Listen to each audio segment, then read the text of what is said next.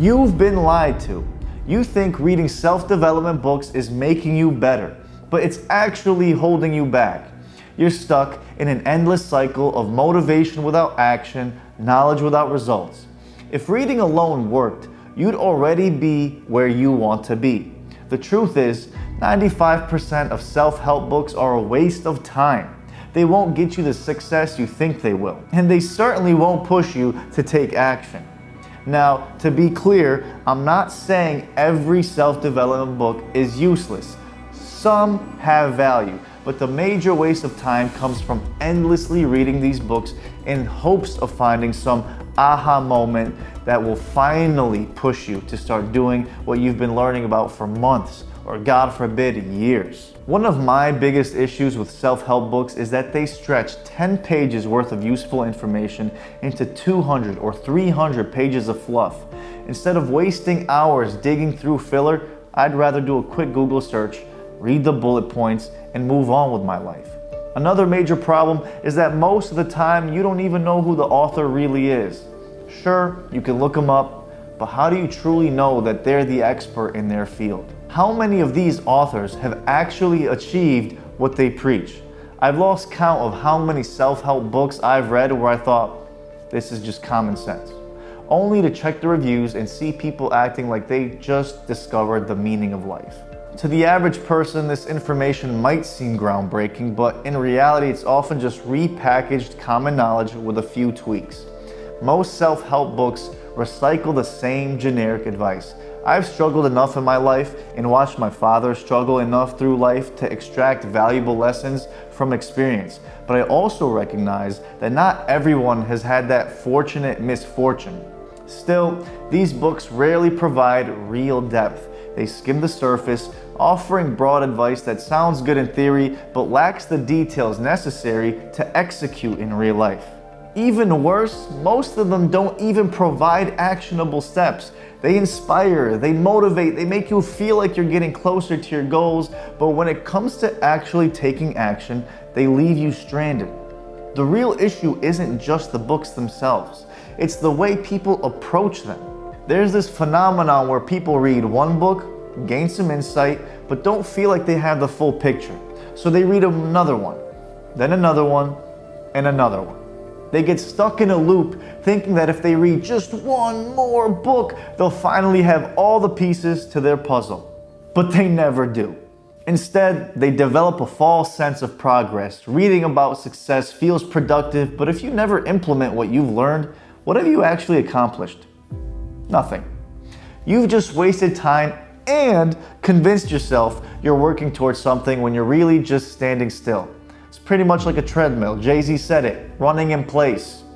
Another problem is information overload. When you read multiple books on the same topic, you inevitably come across conflicting advice. Now you're stuck wondering whose advice is actually correct. Do you follow this author's approach or that one's? The deeper you go, the more confusing it gets. And let's not forget the optimism trap. This belief that the next book will finally give you the answer you've been searching for. Then, when it doesn't quite deliver, you feel disappointed and start searching for the next one. This cycle is fueled by fear and failure.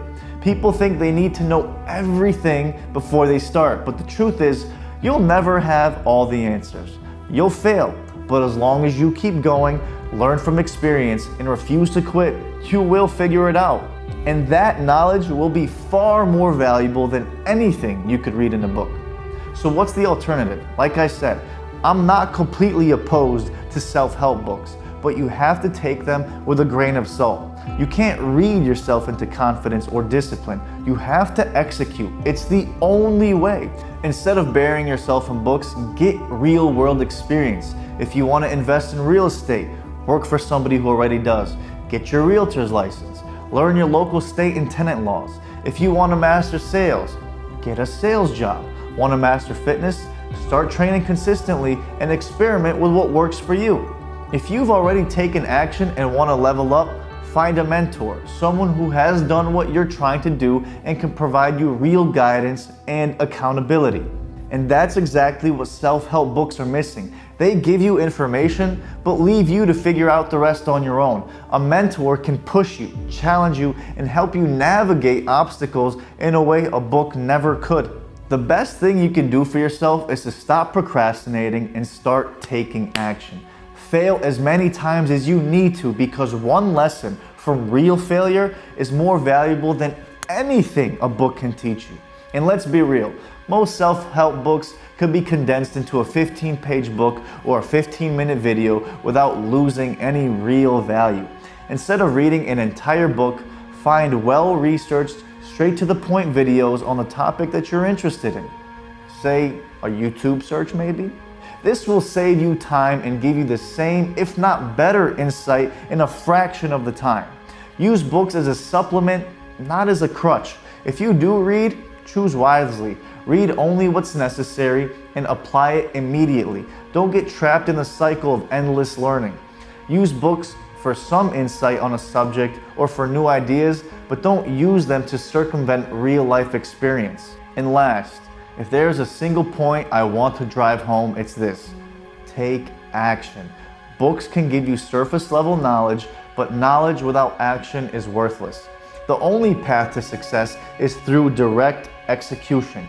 You will fail, that's inevitable, but failure is not your enemy. Actually, it's inaction. Personal experience will teach you more than any book ever could.